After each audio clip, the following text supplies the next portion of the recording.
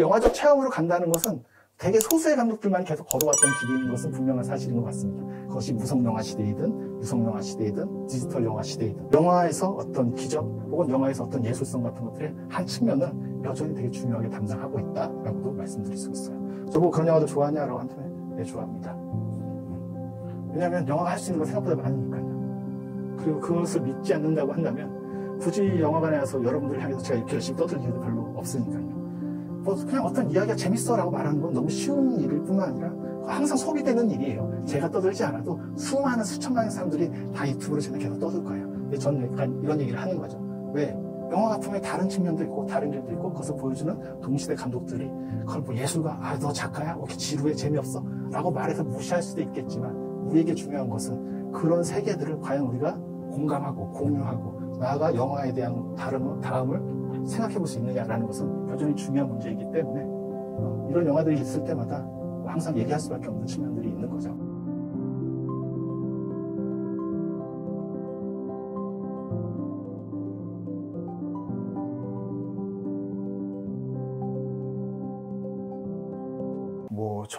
원래 스페인어가 이제 영화 맨 마지막에 나오죠. 제목 타이틀이 영화 시작과 함께 뜨는 게 아니라 맨 마지막에 끝나게 되어 있는 그런 구조의 영화고 종종 그런 영화들이 있죠. 그만큼은 근데 이 영화는 딱 보면 끝에 나올 수밖에 없겠다라고 생각이 드는 또 그런 영화이기도 해요.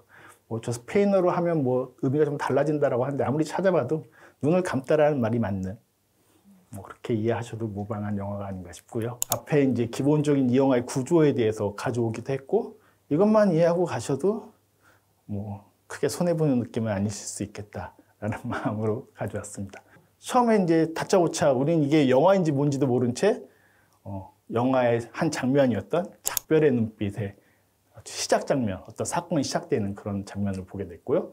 그 다음에 컷이 되고 나면 갑자기 마드리드로 장면이 바뀌게 되면서 한국에도 있죠. 미제 사건 이런 것들에 해당된 아니면 우리는 꼬꼬무쯤 해당될까요? 그런 것들이 있는 거죠. 이건 전 세계적으로 어디나 다 있는 것 같아요. 그런 방송에 이 사라진 배우, 20년 전에 사라진 배우를 추적하는 어떤 프로그램을 만들 기획이다라면서 주인공 미겔을 만나게 되는 과정들이 나오고요. 여기서 보면은 이제 막스라고 하는 미겔의 절친이 있죠. 영화 아날로그 필름들을 엄청나게 다 간직하고 있는 실제로 관리하고 있고 이 아날로그 필름들은 영상자료원에도 있습니다만 이 아카이빙을 하기 위해선 꽤 많은 공을 들여야 돼요. 왜냐하면 이게 화학적 처리가 된 필름이기 때문에 일정한 시간이 지나면 사라지거든요. 그럼 이제 요즘 아카이빙 하는 곳에서 다 뭘 하느냐? 한국의 영상자료원도 마찬가지고 뭘 하겠습니까? 그럼 디지털 안전할까요? 여러분 외장하드 다 있으시죠? USB 다 있으시죠? 거기 있는 데이터가 몇십 년, 몇백 년 보존되는 거 보신 적 있나요? 아니요. 몇 년만 지나도 다 뻥나거든요. 그래서 모든 데이터들이 사실 안전하지가 않아요. 그래서 거기에 대한 유지, 보수 비용, 계속 옮기는 비용들도 그게 영상자료원 입장에서 따르면 그것도 꽤 많은 비용이 들어갑니다. 영화 속에서 보면 90%가 여전히 이런 아날로그 필름으로 현재 남아있는데 이걸 디지털로 어떻게 다 옮기겠어? 다 옮길 수 없거든요. 다 옮기는 게 가치로운 일인지도 저는 잘 모르겠어요. 쓸데가리 없는 영화들도 많기 때문에. 그래서 그걸 선별하는 작업을 많은 곳들에서 하고 있죠. 어떻게 보면 이 영화가 옛날 영화에 대한 고전적 영화에 대한 가치를 또 다루고 있어서 잠깐 말씀드리면 프리츠 랑이 이제 여기서 보면 무르나우를 비롯한 무성 영화를 되게 좋아한다, 독일 표현주의 영화 좋아한다라고 막스가 말하는 장면도 있었잖아요. 저도 되게 좋아하는데 제 살아생전에 이거에 대한 완전한 복원판을 보게 될지 몰랐던 게 뭐냐면 프리츠 랑의 메트로폴리스예요. 메트로폴리스 잘 찾아보시면 버전이 되게 여러 가지가 있어요. 막 음악이 입혀진 건 원래 무성 영화니까 음악이 입혀지지 않고 그런 락뮤직에 입혀진 버전, 칼라 버전도 다 가짜거든요. 오리지널 버전은 계속 없다가 있던 필름들을 재편집한 버전이 한 90분짜리로 돌아다니다가 아르헨티나에서 이게 발견됐어요. 2시간 넘는, 2시간 반가량 되는 게. 그래서 그 영화가 최초로 상영된 게 베를린 영화제에서 그것도 벌써 10년 넘었죠. 아마 지금 유튜브에서 찾아서 보실 수 있는 영화들은 복원된 거예요. 거기서 보면 별별 없는 서사들. 기존에 나왔던 메트로폴리스를 다뤘던 글들 중에서는 거기에 되게 중요한 테마들이 빠져있는 것들이 있긴 있어요. 기본은 동일하겠지만 그런 식으로 영화라는 건 어떻게 보면 영화의 고고학을 얘기했던 것처럼 산업적 고고학이다라는 말이 나왔던 것처럼 실제로 잘 보시면은 어떻게 복원돼서 그것이 다시 리리딩 되느냐라는 것들이 아직까지도 완벽하게 이루어진 세계는 아니다. 여전히 어떤 가능성으로 남아있다라고도 말씀드릴 수 있을 것 같아요. 그래서 여기서 막스 얘기하다 갑자기 번지점프를 했는데요. 막스가 방송국에 안 팔았어요. 자세히 이해하셔야 될 장면이 그거예요. 그래서 방송국에서 저 장면은 볼 수 있었지만 뒤에 저 장면은 처음으로 막스가 계속 그러잖아요. 나 이거 극장 가서 이렇게 한번 틀어주고 싶어. 그걸 실현하는 장면인 거예요. 그래서 실제로 이 영화 안에서 막스가 방송국에 넘겼으면 그거 이미 다 봤을 테니까 굳이 극장에서 그걸 다시 영사해가지고 틀거나 하는 걸 할 필요가 없었겠죠. 근데 그걸 안 준 거예요. 막스가 그것을 거부하는 장면이 있어요. 그래서 그때 미겔이 그러잖아요. 너 돈도 꽤 제대로 갚쳐주는 거야. 나 한 번도 영화 제대로 내 거 틀어본 적 없잖아. 라면서 그걸 요구하지만 막스가 그것을 거부하고 그걸 미겔이 그래서 거의 디테일하게 얘기가 안 나오긴 하는데 그걸 용인해서 사실 안 보여줬다가 갑자기 이제 그 장기말 보면서 생각이 퍽 떠올라가지고 다시 보여주자 라면서 맨 마지막에 그것을 보게 된 거예요. 그러니까 우리는 이 영화의 시작과 끝을 본 거예요. 이게 이 영화의 구조예요. 그리고 그 안은 훌리오를 찾아가는 과정들과 사실은 훌리오를 찾는 건지 아니면 미겔이 자기의 과거를 찾는 건지가 섞여 있는 이 과정들을 보게 되는 거예요. 그래서 보시면 훌리오 찾는 게 되게 중요한 거니 근데 훌리오를 이렇게 쉽게 찾는다고 방송 안 본다고 하고 나서 그게 본질은 아닐 수도 있다는 뜻이 되는 거예요. 그게 본질이 아닌 거죠. 사실은 누군가의 과거, 누군가의 기억, 누군가의 어떤 흔적들을 찾아가는 과정이다라고 이해하시는 게 훨씬 더 기본적으로 맞는 얘기다라고 볼 수 있고요. 그래서 어쨌든 미완성됐다라는 얘기를 처음부터 선언을 하고 가고 있고 텔레비전 보는데 갑자기 자기 동네 되게 훌리오도 그렇고 미겔도 그렇고 똑같은 말하는 대사가 있죠. 나는 바닷가가 좋아. 바다가 좋아. 바닷가에서 살고 있죠. 바닷가에서 살고 있고 거기서 이제 펍 같은데 동네 이제 술집이죠. 그래서 맥주 마시면서 보고 있다가 갑자기 좀 보다가 말고 리모컨을 꺼버리게 되죠. 제대로 안 봐요. 그 프로그램에 대해서. 막스가 전화가 오죠. 뭐 어땠어? 라고 물어보니까 보다가 껐어. 라고 말하는 장면.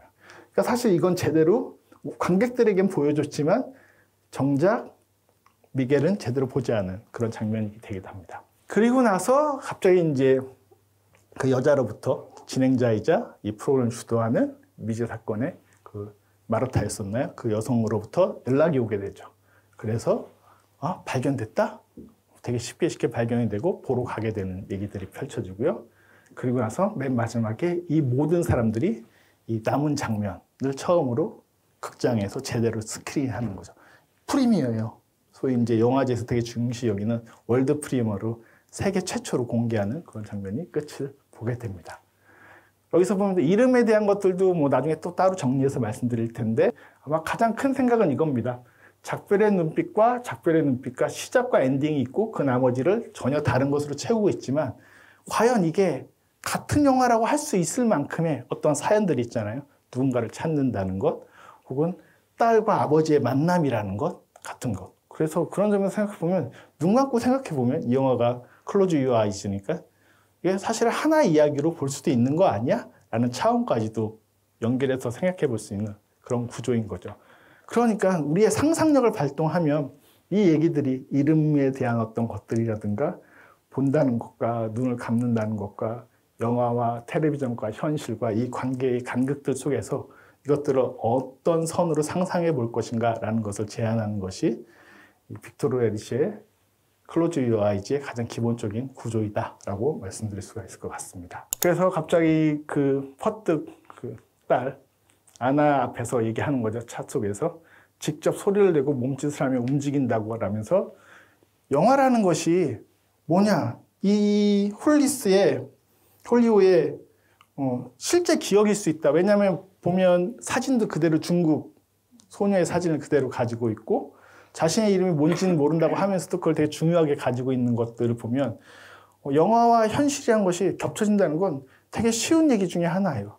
제가 예전에 한국의 역사학자분들하고 한국 영화에 대한 한국에서 역사 영화들이 이제 많이 나오죠. 지금까지도 계속 많이 나오고 있습니다만 이때 역사 영화들은 주로 이제 광주를 중심으로 했던 역사 이야기들이에요. 서울의 봄까지. 그런 얘기들을 하면서 했던 게 역사학적 입장에서는 관객들이 어떻게 기억하고 있냐, 사람들이. 그게 진짜 역사가 된다라고 얘기를 해요. 그러니까 영화를 되게 잘 만들어야 되는 게 역사의 사실성을 이제 따지시는 경우들이 많아요. 한국은 드라마도 그렇고 용서를 안 해요. 근데 우리가 뭐가 사실인 줄 알 수 있죠? 되게 우리 사실 알고 있다고 믿는 되게 강력한 민족 중에 하나예요. 저는 항상 이상하거든요. 저는 제가 어렸을 때 80년대에 저 무슨 일이 일어났을 거라고 생각하지만 무슨 사건이 일어났지 제가 그 현장에 있었던 것도 아니기 때문에 심지어 그 현장에 있었다고 하더라도 그 내가 알고 있는 게 그게 맞는 걸까요? 그냥 내가 어떤 단면을 봤을 뿐인 거잖아요. 그래서 역사학자들이 하는 얘기는 이 얘기는 이제 되게 논쟁적인 얘기일 수도 있는데 결국 어떻게 재현되느냐라는 그 역사 영화들이 지금 세대들한텐 역사로 기억된다는 거예요. 원래 영화인데. 그러니까 어떻게 영화를 볼 것인가, 어떤 영화를 볼 것인가라는 것이 되게 중요한 문제인 거죠. 여기서도 미겔이 주장하는 게 그건 거죠. 그 장면을 보면 마지막 장면, 걔는 본 적이 없어. 그 장면을 보면 마치 그것에 이어서 현재의 삶이 이어지는 것처럼 다시 부활할 거야 라고 얘기를 하고 있는 거죠. 그러니까 기억이 있는 것이 인간의 어떤 되게 중요한 정체성, 존재성의 한 측면이라고 얘기를 한다면 그러한 관점에서 사실은 영화라는 것과 현실이라는 것이 서로 분리되거나 우리는 되게 분리되어 있다고 생각하기 쉽잖아요. 근데 그런 것이 아니라 사실 별반 차이가 없는 거야. 동일한 거야. 심지어 같은 라인으로 생각해 볼 수 있는 거야. 우리의 과거의 기억이 없다면 이 훌리오의 머릿속에서 있는 유일한 기억과 역사는 영화일 수밖에 없을 수밖에 없는 거죠. 그걸 간직하고 있었고 그것을 끊임없이 생각하고 있었다고 한다면 그 가능성을 통해서 다시 그의 삶을 복원할 수 있을까? 그 전에 정신과 의사와 대담하는 장면이 있죠. 대화할 때. 기억에 대한 얘기들을 서로 논의하는 장면이 있어요. 그 장면을 잘 생각해 보신다면 그 이름이 뭐가 중요해요? 걔가 훌리오이든 뭐든 뭐가 중요해요라고 얘기하죠. 이 미겔이. 그러자 그거 되게 중요합니다 라고 얘기하죠. 삶이라는 것은 이름에 따라서 규정되는 것이 아니라 사실은 어떻게 살아왔는지가 자기 어떤 기억들을 가지고 살아왔는가를 자기가 구성할 수만 있으면 그 힘을 가지고 살아가는 것이 인간이라는 차원에서 의사가 얘기를 하거든요. 그러면서 사실은 영화 감독이기도 하고 작가이기도 하고 이야기에 되게 능통한 미겔이 이 사람의 이야기 사라진 부분, 실종된 부분 그때 무슨 일이 있었는지 우린 다 모르죠. 미겔도 모르죠. 본인도 몰라요. 그것을 영화랑 연결해서 이야기를 만들어버리면 어떨까? 그게 이 사람의 삶이 된다면 그게 굳이 나쁜 거거나 뭔가 해가 되거나 하는 것이 아닐 수 있지 않을까라는 차원까지도 연결해서 생각해 볼 수 있는 그런 장면이에요. 그래서 결국에는 영화와 현실을 겹쳐버리게 되는 것이 맨 마지막 장면의 특징이다. 그때 이제 필요한 기술은 딱 하나가 있는 거죠. 눈을 감아야지 그것이 상상되고 보여지는 것이기도 한 거죠. 또 중요하게 얘기하면 눈을 떴다고 해서 제대로 볼 수 있는 건 결코 아니다라는 차원의 얘기이기도 합니다. 그래서 마지막 장면의 시선들을 보시면 이게 화면이 조금 밝지가 않아서 그렇긴 한데 그 영화 속에서 이제 마르코 훌리오와 그 중국 여자애가 이렇게 같이 화면 정면을 바라보고 있을 때 미겔이 그 화면을 보고 있다가 갑자기 훌리오를 이렇게 바라봐요. 그 시선이 돌아가는 장면이에요. 그리고 훌리오가 눈을 뜨고 그 영화 스크린을 보고 있는 장면이고 그 다음에 다시 이 장면이 반복이 한 번 돼요. 그 다음에 미겔이 이렇게 화면을 보고 있다가 이 장면이 다시 한번 반복이 되고 봤다가 이제 내려오면서 관객을 정면으로 쳐다봐요. 여러분들의 눈을 봐요.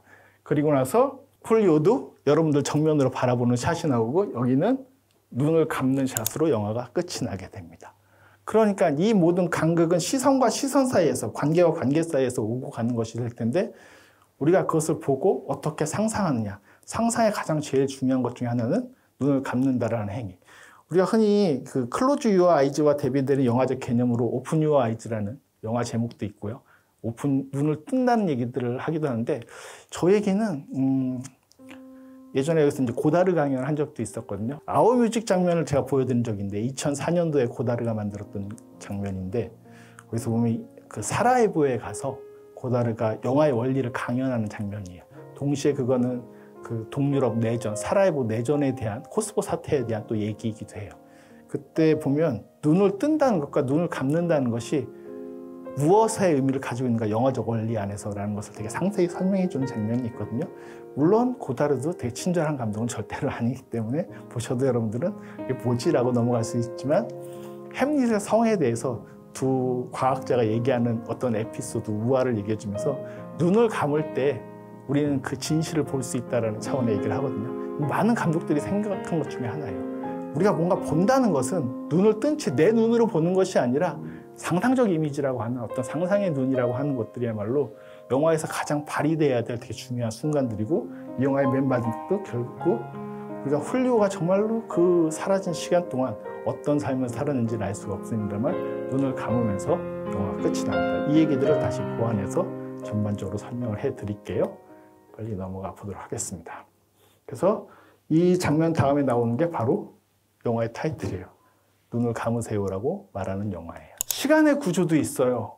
아까 이제 영화의 구조들을 크게 세 가지로, 영화가 있고 그 미제 사건 현실과 훌리오를 찾는 현실과 다시 영화 엔딩 장면을 보는 그런 장면들에 대한 구조도 얘기했는데, 실제로 딱 영화가 시작될 때 나오는 건 1947년 트리스트 룰루와 슬픈 왕이라고 불리는 이 저택에 대한 그 파리 외곽지대를 보여주는 47년도예요. 근데 사실 이걸 알고 봤더니 현실의 시간이 아니라 영화 속에서 다뤘던 시간이에요.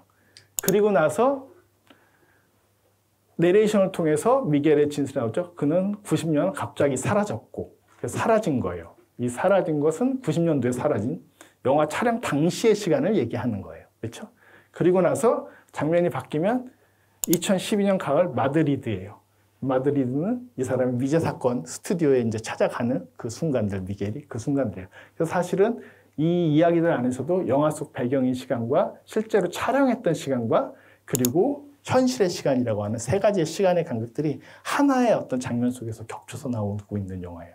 그래서 좀 복잡하게 느껴질 수도 있어요. 흔히 이제 이 작품을 얘기할 때 가장 많이 얘기하는 것 중에 하나는 영화에 대한 영화다라는 거죠. 뭐 너무나 노골적이기도 한데 그것도 좀 자세히 들여다볼 필요는 분명히 있겠다라는 게 첫 번째 생각이었습니다. 그래서 제가 영화사 영화들을 언급하는 장면들이 있어요. 의외로 많습니다. 이때 이제 처음에 막스의 그 집 안으로 들어갈 때 보면 여기 잘 안 보시는데 여기 로즈버드라는 게 있어요. 로즈버드라는 이렇게 글자가 쓰여지는 간판을 지났거든요. 로즈버드 하면 되게 유명한 영화 뭐죠? 갑자기 어려운 질문이 됐나요? 우선 이제 시민 케인이죠. 시민 케인의 로즈버드 때문에 모든 것들이 시작되는 사건이고, 역시 이것도 시민 케인이 어떤 사람이었는지 추적하는 미스터리 구조를 가지고 있는 그런 영화이기도 한 거죠. 근데 로즈버드는 또 어떤 것과 관련이 있냐면, 빅토리아 리셰가 그 햇빛 속의 모가나무를 제작한 제작사가 로즈버드예요. 그런 이제 제작사였으면 로즈버드가 엄청나게 유명하게 커지진 않은 것 같은데, 그래서 그 영화를 보시면 처음에 타이틀을 보실 수가 있어요. 그런 의미가 있고, 그래서 시민 케인도 언급이 되고 오소널지도 언급이 되고, 그다음에 막스하고 얘기할 때 포스터가 바뀌었네 라고 이제 미겔이 얘기하면서 파우스트 떼고 레이 거 붙였네 그러면서 이게 레이 거예요. They live by night. 그들은 밤에 산다 라고 하는 니콜라스 레이. 니콜라스 레이 감독하면 이유 없는 반항 만든 감독으로 한국에서는 더 많이 알려져 있으실 거예요. 제임스 딘 나온 영화죠. 그래서 니콜라스 레이 영화도 이렇게 돼 있고, 여기 옆에 보시면 혹시 옆에 포스터 기억나세요? 이렇게 보시면 안 보여요. 영화 보셨을 때 기억나시나요? 찰리 채플린 포스터가 있었어요. 미스터 메르도시 살인광 시대라는 포스터가 영화 안에서 붙어 있었어요. 그래서 이 막스의 취향은 주로 저런 찰리 채플린은 살인광 시대가 처음으로 유성으로 만든 영화였거든요. 이것도 되게 중요한 거예요. 그러니까 이게 의미를 부여한 미장센이에요. 채플린은 모든 영화를 다 무성영화 스타일로 만들었는데, 그래서 본인의 목소리가 거의 나오지 않았어요. 가끔 녹음한 목소리를 쓰거나 했었는데, 그 이전에 살인광 시대에서 처음으로 자신의 목소리로 연기를 하고 자신이 수염도 깎고 그냥 본인의 모습으로 처음 등장한 영화이기 때문에, 그래서 영화사에서 채플린이 유성화된 것의 어떤 전환으로서 저 살인광 시대를 얘기하거든요.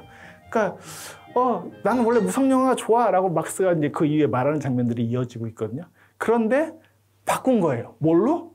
유성으로. 파우스트는 무르나우 영화고, 무르나우의 뭐 선라이즈를 비롯해서 파우스트는 괴테의 파우스트를 가지고 만들었던 초기의 파우스트 버전 영화예요. 수많이 이제 또 리메이크가 됐지만, 그 무성 영화였음에도 불구하고 무성 영화 떼고 이제 레이커 붙였네라는 것은 유성 영화로 바꿨어. 시대가 바뀌었어. 라는 것들을 이 장면 하나를 통해서 세세히 설명해 주진 않아요. 친절하지는 않습니다. 절대적으로. 근데 이제 영화를 조금은 봤다 싶으면 그런 뜻이 있겠구나라고 짐작은 충분히 할 수 있는 그런 장면이 된다고 볼 수 있어요. 롤라가 여기로 왔대라는 롤라 얘기를 할 때, 뭐, 지금 스페인으로 돌아갔대, 미국까지 안 갈 때, 여기도 보면 저기 영화 포스터가 있는데, 저 2014년도에 그 이탈리아 다큐멘터리, 40분짜리 다큐멘터리 포스터가 또 하나 붙어 있어요. 어떤 등대가 있는 이런 이미지를 아마 기억하실 거예요. 그런 식으로 뭐 막스의 공간은 워낙 영화에 대한 공간이기도 할 것이기 때문에 여러 영화들이 있는데, 제가 보기엔 빅토 해리시가 대부분 다 좋아하는 것들을 선택을 해서 이렇게 또 가져갔다라고 볼 수가 있을 것 같고요.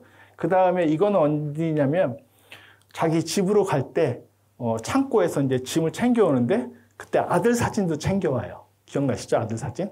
막스도 아들 얘기도 많이 하잖아요. 그리고 나서 책자 챙겨오는데 버스에서 갑자기 밤에 잠깐 일어나가지고 뭐 이렇게 쭉 넘겨보는 거 있어요. 이거는 기차가 막 오는 장면들이 쭉 연속 파노라마로 연결되잖아요. 마치 음란서생의 마지막 장면에서 막 이렇게 돌리는 장면이 있거든요. 한석규가. 그런 장면을 볼 때마다 진짜 이건 영화다라는 걸 엄청나게 힘주고 있네라고 저는 생각하게 되는데 저건 열차의 도착이에요. 리메르가 만든 거의 초창기 영화. 거의 뭐 저희 최초 영화는 아니에요. 리메르. 한 5번째, 6번째쯤 만든 건데 뭐 영화 상영을 통해서 영화사의 시작이라고 불리는 그 열차의 도착 그걸 사진 스틸집으로 쭉 연결하면서 마치 동영상처럼 보이게 하는 장면을 보는 장면이에요.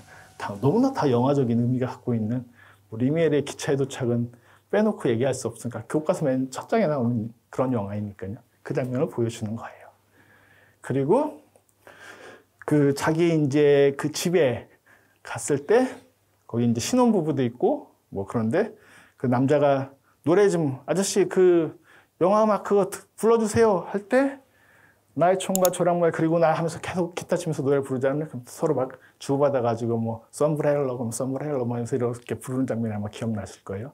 이건 리오 브라보라고 하는 하워드 혹스의 1940년대 서부 웨스턴 영화예요. 딱 음악도 그렇고 컨트리 스타일이죠.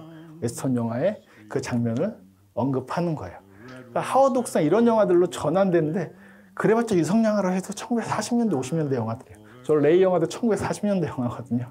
그러니까 유성이라고 해봤자 옛날 영화 클래식이면 분명 할 텐데 어쨌든 그런 걸 언급하고 있는 장면이다. 그리고 맨 마지막에 이제 영화 상영할 때 칼 드레이어 이후 영화의 기적은 없다라고 말할 때 그 장면인데 드레이어 영화는 그렇죠. 그런 순간들을 무성영화적인 클로즈업을 통해서 아까 고다르의 비브르사비 얘기도 했었지만 많은 영화들에서 드레이어 영화에 대한 어떤 성스러움, 어떤 존경심들은 수많은 사람들이 표한 바 중에 하나인 거죠. 결국 빅토르 에리셰도 칼 드레이어의 뭐 잔다르크의 열정일 수도 있고요. 오데트에서는 실제로 어떤 딸의 염원 때문에 죽은 엄마가 다시 귀환하는 장면으로 영화 끝이 나요. 그런 영화들이 있는 것처럼 기적, 어떤 영화를 통해서 움직이는 물체의 어떤 생환 같은 것들은 드레이 영화에서 정말로 중요한 부분 중에 하나고 잔다르크 열정 같은 것이 전 더 이 영화하고는 더 맞아 있다고 생각이 드는데 완전 클로즈업으로 되어 있는 영화인데 팔코네티가 거의 눈만 깜빡깜빡거리는 영화예요. 감았다 떴다 감았다 떴다. 그 잔다르크의 심판 장면을 다루고 있는 영화예요. 네가 정말로 신에게 그 의미를 부여받고 이 전쟁에 참가를 한 거냐. 그 원래 프랑스가 완전히 지고 있다가 잔다르크가 참전을 하는 바람에 영국이 개발리게 된 전쟁이잖아요. 잔다르크는 그래서 이제 구국의 영웅, 민족의 영웅이었지만 동시에 영국의 어떤 협작에 의해서 결국 마녀 재판 비스무리하게 하는 것을 받게 되죠. 그 장면의 순간들을 이 잔다르크의 재판이라는 영화들도 있는데 열정이라고 칼 드레이어가 담게 된 것은 신에 대한 이 여자의 소명의식이나 그것은 무엇인가를 설명하지 않아요. 이 영화 내내 보여주는 것은 팔코네티라고 하는 그 당시 무성영화 시대 이 배우의 얼굴의 클로즈업과 눈을 떴다 감았다 꿈뻑꿈뻑하는 장면만으로 모든 것을 다 감정을 전달해줘요. 그것을 보면서 눈물을 같이 흘리게 된다면 기적이라고 할 수 있는데 아까도 설명드렸던 비브르사비에서 그 안나 까리나가 잔다르크 역정을 극장에서 봐요. 보고 있다가 그 팔코네티가 눈을 껌뻑거리면서 죽음이라고 하는 장면에서 자기도 맞대응해서 마치 아까 보신 영화의 장면처럼 엔딩처럼 이 영화의 엔딩처럼 시선이 관객과 그러니까 안나 까리나와 영화 속 장면이 서로 매칭되면서 안나 까리나가 눈을 껌뻑거리면서 눈물을 찍 흘리는 장면이 되게 유명한 비브르사비의 또 장면이기도 해요. 많은 감독들이 이 드레이어의 어떤 기적적인 체험, 저 클로즈업과 저 눈동자 속에서 보여지는 저 정서와 경이로움을 어떻게 느끼느냐라는 것은 무성영화 시대 때만 있는 건 분명히 아닐 거예요. 오늘 보셔서 어떤 감정의 울림을 받으셨다고 한다면 분명히 현대 영화, 동시대 영화에서도 가능하다라는 것을 믿는 감독들이 있고요. 그건 뭐 빅토르 에리셰뿐만 아니라 타르코프스키의 영화를 보실 때에도 느끼실 수 있는 희생에서 과연 그 기적을 믿을 것이냐, 세상이 구원됐다는 사실을 믿을 것이냐, 그거 갖고 내기를 거는 거예요. 결국 영화에서 구원에 대한 테마는 브레송 얘기할 때도 이제 많이 말씀드렸던 건데 내기를 하는 수밖에 없어요. 그것은 인물이 신 혹은 인물이 세계와 거는 내기인 동시에 인물이 관객과 거는 내기인 것이기도 하고 영화가 동시대 대중들과 거는 내기이기도 해요. 그걸 영화적 체험으로 간다는 것은 되게 소수의 감독들만이 계속 걸어왔던 길인 것은 분명한 사실인 것 같습니다. 그것이 무성영화 시대이든 유성영화 시대이든 디지털 영화 시대이든 영화에서 어떤 기적 혹은 영화에서 어떤 예술성 같은 것들의 한 측면을 여전히 되게 중요하게 담당하고 있다라고도 말씀드릴 수 있어요. 저보고 그런 영화들 좋아하냐라고 한다면 네, 좋아합니다. 왜냐하면 영화가 할 수 있는 거 생각보다 많으니까요. 그리고 그것을 믿지 않는다고 한다면 굳이 영화관에 와서 여러분들을 향해서 제가 이렇게 열심히 떠들 이유도 별로 없으니까요. 뭐 그냥 어떤 이야기가 재밌어라고 말하는 건 너무 쉬운 일일 뿐만 아니라 항상 소비되는 일이에요. 제가 떠들지 않아도 수많은 수천만의 사람들이 다 유튜브로 제작해서 떠들 거예요. 근데 저는 약간 이런 얘기를 하는 거죠. 왜? 영화가 분명히 다른 측면도 있고 다른 길도 있고 그것을 보여주는 동시대 감독들이 그걸 뭐 예술가, 너 작가야? 왜 이렇게 지루해? 재미없어? 라고 말해서 무시할 수도 있겠지만 우리에게 중요한 것은 그런 세계들을 과연 우리가 공감하고 공유하고 나아가 영화에 대한 다음을 생각해 볼 수 있느냐라는 것은 여전히 중요한 문제이기 때문에 이런 영화들이 있을 때마다 항상 얘기할 수밖에 없는 측면들이 있는 거죠. 그래서 제 몫에서 드레이어 이후에 대한 영화를 계속 해보도록 하겠습니다. 영화사에 대한 영화들이 있고요. 영화에 기적은 없었다고 하지만 사실은 이 영화는 역설적이게도 기적을 꿈꾸는 영화라고 볼 수가 있는 거고요. 자신의 영화들도 엄청나게 많이 언급되고 있어요. 그래봤자 3편밖에 없다고 했잖아요. 장편 기준으로. 그래서 쉬워요. 어려우셔도 집에 가서 다 열심히 찾아보시면 어렵지 않게 찾아보실 수 있어요. 그래서 이 미술관에서 만나는 아나, 이분은 바로 이분이에요. 50년 뒤에 이분이 되신 거예요. 벌집의 정령의 소녀였었어요. 비슷해 보이죠? 그렇죠? 이게 바로 벌집의 정령이라고 하는 영화예요. 자기 누나랑 이렇게 기차에서 기차 오나 이렇게 내기하는 장면. 이 영화의 많은 장면들은 이제 클리셰라고 할 정도로 너무 많은 영화들이 써먹었어요. 그래서 벌집의 정령은 그 한국에서 뭐 윤가은 감독 포함해서 아이들 데리고 영화 만든 모든 감독들이 안 볼 수 없는 영화 중에 하나라고 할 수밖에 없는 영화 중에 하나예요. 물론 화면은 되게 느리고 여전히 그렇습니다. 프랑켄슈타인을 시작한다고 하셨죠. 그래서 프랑켄슈타인 실제로 있다고 믿는 저 소녀의 이야기. 근데 여기에 이제 당시 프랑코 내전이 있었거든요. 그래서 스페인 내전. 그리고 그 후에 바로 프랑코 독재 정치가 펼쳐지거든요. 스페인은 유럽 국가들 중에서 한동안 엄청나게 독재에 시달렸던 국가예요. 한국보다 훨씬 더 오래 시달렸어요. 그게 1940년대 때 2차 세계대전 이후에 바로 왔어요. 사실 2차 세계대전에 대한 여러 가지 그 분석들이 있는데 그 중에 하나가 스페인 내전이 촉발됐다고 하는 그런 견해들도 있어요. 그래서 해밍웨이도 스페인 내전 때 갔어요. 가서 쓴 소설이 바로 누구를 위하여 종을 울리나가 바로 스페인 내전을 배경으로 쓴 해밍웨이의 대표적인 소설이기도 해요.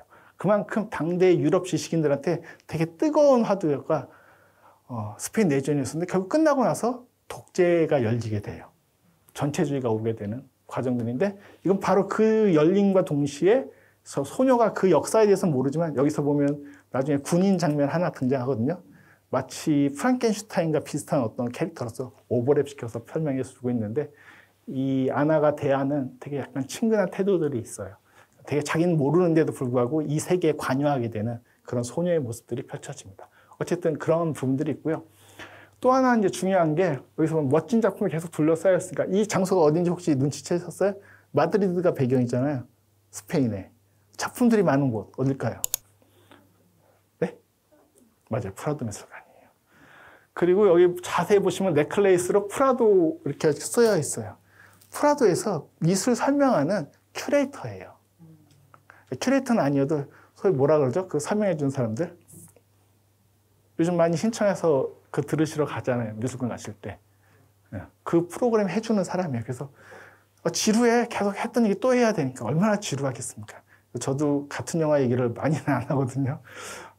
두 번 해도 약간 이제 스스로 지겨워하거든요. 딱 오늘 한 번만 하는 겁니다. 이 영화는. 어쨌든 물론 두 번 할 때도 있어요. 근데 그 직업을 가지고 있는 거예요. 그것도 되게 중요한 설정 중에 하나로 보이는 거고요. 그 다음에 그 남자 기타 주면서 딸 이름 지을 때 뭐 지을까라고 할 때 에스메랄다 아니면 에스트렐라라고 얘기하잖아요. 저 에스트렐라가 바로 남쪽의 여주인공의 이름이에요. 저런 식으로 갖다가 계속 자기 영화를 기입해서 쓰고 있어요. 에스트렐라예요. 저는 벌집의 정령이 이제 너무나 익숙해가지고요. 물론 더 대중적으로 좋아할 수 있는 영화지만 저는 남쪽을 훨씬 더 좋아하긴 합니다. 근데 이 영화도 되게 중요한 게 있어요. 원래 이 영화는 애초에 기획은 남쪽이 아니었어요. 북쪽과 남쪽을 다 찍는 얘기였어요. 어디 북쪽과 어디 남쪽? 스페인의 북쪽과 남쪽. 근데 찍힌 장면은 스페인의 북쪽만 찍혔어요. 이 주인공과 되게 중요하게 관련된 인물이 아빠인데 이 아빠는 어디서 왔느냐? 남쪽에 왔어요. 남쪽은 쉽게 말하면 바르셀로나쯤 되는 그런 지역이에요. 북쪽은 어디냐? 마드리드는 북쪽이 아니에요. 중심부쯤 돼요, 스페인에. 그래서 제가 스페인을 많이 가봐가지고 또 어떻게 잘 아는데, 저기 그 바스크 지역이라고 그래서 산세바스티안, 지금까지도 그 지역 간의 경계나 분리가 되게 강력하게 주장되는 국가 중에 하나예요. 다시 이 남쪽으로 돌아와서. 그래서 북쪽만 찍었어요. 남쪽을 찍어야 되는데 영화가 중단된 거예요. 그래서 영화의 맨 마지막 장면이 이 주인공인 에스트렐라가 이제 남쪽으로 가야겠어 하면서 영화가 끝이 나요. 근데 그것만으로도 되게 훌륭해요. 그래서 영화는 제목은 남쪽이지만 실제 내용은 북쪽에서 아빠와 딸의 얘기예요. 남쪽은 전혀 다른 문화권이에요. 그러니까 쉽게 말하면 산세바스티안과 바르셀로나는 완전히 다른 문화처럼 느껴져요. 온도도 다르고요, 기후도 다르고요. 그래서 보면 이제 남쪽에서 온 아버지 이제 가족들, 엄마와 더불어서 거기에서 일하는 분이 같이 와서 막 떠드는 장면들이 있는데 계속 그런 얘기 해요. 왜 그러잖아요. 이제 저 밑에 지방에서 올라오시면 야, 여기 서울은 왜 이렇게 춥냐? 내가 사는 데는 되게 따뜻해. 뭐 부산 분들 올라오시면 계속 그런 얘기 하는 거와 비슷한 얘기들을 한참 하는 장면들이 영화 속에서 나오기도 합니다. 그래서 이게 미완의 영화이고 그런 미완의 영화들에 대한 어떤 보완책이라는 점에서 오늘 보신 클로즈 유어 아이즈도 되게 연결됐다라는 그런 글들이 많은 건 그런 차원에서 얘기가 될 수도 있는 부분들이 있기도 합니다. 그래서 남쪽도 반쪽짜리 영화인데 2시간이 좀 안 되긴 합니다만 대단히 훌륭한, 뭐 굳이 남쪽을 안 봐도 괜찮겠다 싶은 그런 영화이기도 해서 저는 이 영화를 사실 더 개인적으로 더 좋아합니다. 그래서 아빠에 대한 얘기이기도 해요. 아빠에 대한 여러 가지 부분들. 그래서 그런 점에서 남쪽하고 또 되게 닮아있어요. 오늘 보신 영화가. 딸의 입장에서는 아빠에 대한, 아빠가 사라졌지만 어떤 의미를 가지고 있는지, 아빠가 여기서 보면 남쪽에 있는 여배우를 또 좋아하는 것 같거든요. 그래서 이 영화에도 영화에 대한 영화가 나와요. 다시 말해서 여기서는 프랑켄슈타인이 나온다고 한다면 아빠의 그 전 여친으로 짐작되는 그 여배우가 등장을 하는데 끊임없이 아빠는 그 여배우가 나온 영화를 보러 가는 장면들이 있어요. 그 빅토 에리시의 영화에선 대부분 이 두 영화밖에 없지만 극영화로는 크게 장편 영화로는 다 영화들이 언급되고 있고 또 오늘 보신 클로즈 유어 아이즈에 나온 것처럼 노래 부르는 장면들이 또 대단히 많이 나오기도 해요. 그런 것들이 인물들의 어떤 유대, 연결, 매개, 비밀 이런 것들을 다 공유하는 세계로서 자주 등장을 합니다. 사실 빅토 에리시가 한 10편쯤 만들었으면 영화가 어느 순간에 너무 비슷비슷해 보이지 않을까라고 저는 생각을 할 정도로 사실은 자기 모티베이션들을 되게 반복적으로 잘 쓰는 그런 감독이다라고도 볼 수가 있습니다. 에리시의 영화, 그래서 아까도 설명드렸던 뭐 벌집의 정령의 30년대 프랑켄슈타인 영화, 그 다음에 그 남쪽에서는 언급되는 배우의 이름이 영화 속에서 이레네 리오스인데 그런 얘기들 좀 설명드린 부분들이에요. 햇빛 속에서 모가나무는 안토니오니 로페즈라고 하는 실제로 스페인 화가 모가나무를 그리는 다큐멘터리인데 저 다큐멘터리인데도 다 비슷하게 보면 어떤 기다림, 뭔가 끊임없이 인내하는 것들은 빅토르 에리시의 영화 전체 세계를 관통하는 되게 중요한 태도 중에 하나이기도 해요. 그래서 이건 모가나무 그리는 건데 엔딩 장면을 오늘 보신 영화처럼 어떤 기적으로 느낄 수도 있거든요. 저 사람은 너무나 고집스럽게 하나의 사실주의적 입장으로만 계속 그 모가나무를 그리려고 하는데 보고 있으면 약간 빨려 들어가게 돼요. 물론 지루하기 시작하다가 여기지면 색깔이 이제 머리에 저희 머릿속에도 스위치가 있다고 하지 않습니까? 이쪽으로 넘어가면 너무 재밌는데 이쪽으로 넘어가면 세상 지루할 수 없는 그런 또 다큐멘터리가 되기도 합니다. 그래서 이런 영화들도 있지만 제가 전주영화제에 있을 때 틀었던 영화들이 이런 영화들이었거든요. 서신교환, 빅토르 리셰와 아빠스 캐러튼, 어떻게 보면 아이들을 주인공으로 한 영화들의 대가이자 20세기의 가장 중요한 감독들이기도 하죠. 이들의 서신교환을 다루고 있는 교환체, 영화를 통한 서신교환이 다큐멘터리. 너무나 중요한 현대 영화 중에 하나이기도 해요. 저는 빅토르 리셰 영화 오늘 강연 준비하면서 이렇게 키아로스타미 영화 너무나 보고 싶었거든요. 사실 저 영화에 대한 얘기들도 나중에 기회가 되면 할 수 있는 그런 시간이 있었으면 좋겠습니다. 그리고 센트럴 히스토리컬에서 포르투갈에서 제작을 했는데 올리베이라 포르투갈의 감독을 포함해서 뭐 아키 카우리스마키도 있었고요. 그런 어떻게 보면 다 포르투갈 감독은 아니고 스페인이나 이런 중요한 감독들이 각각의 4편의 단편 영화를 통해서 만든 옴니버스 형태의 영화들이었었는데 예전에 저걸 전주에서 틀은 적이 있었기 때문에 보실 수 있는 분들도 있지 않았을까 싶은 생각이 들긴 합니다.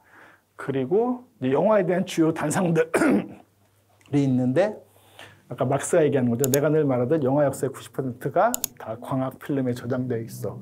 그래서 이걸 어떻게 보존할지가 문제인데 어쨌든 영화라는 것은 산업 고고하게 되어버렸어요. 아까도 제가 발굴에 대한 과정들, 뭐 메트로폴리스나 이런 거 말씀드렸던 것처럼 그렇게 고고학적 산업으로서 좀 변모해버린 측면이 분명히 있다. 이게 영화의 현재와 과거에 대한 단상을 막스가 얘기해 주는 거고요. 또 중요한 것 중에 하나는 아나가 얘기해 주는 거죠. 영화는 참 이상해요. 그래서 뭐라고 하냐면 아빠를 온전히 보고 들을 수 있죠. 아까 제가 말했듯 영화가 가짜가 아니라 진짜라는 거죠. 현실이라는 거죠. 그대로 볼 수 있어요. 근데 아빠의 얼굴은 계속 변했어요. 하지만 하나 확실한 건 뭐였냐? 목소리다라는 것을 강조해서 얘기를 하고 있어요. 결국 그 아빠의 목소리라고 하는 것들이 어떤 그 아빠의 오리지널리티로서 이 아나에겐 기억돼 있다라는 측면들. 그런 점에서 보면 아까 그 막스의 방에 붙어 있는 포스터들이 다 유성 영화로 전환됐던 것도 사실은 이 영화가 목소리라는 것이 꽤 중요하구나라는 것에 대한 가치를 부여하는 장면이다라고도 얘기해 볼 수 있을 것 같습니다. 그래서 아나가 이렇게 최종적으로 영화에 대한 얘기를 하는 장면들이 있고요.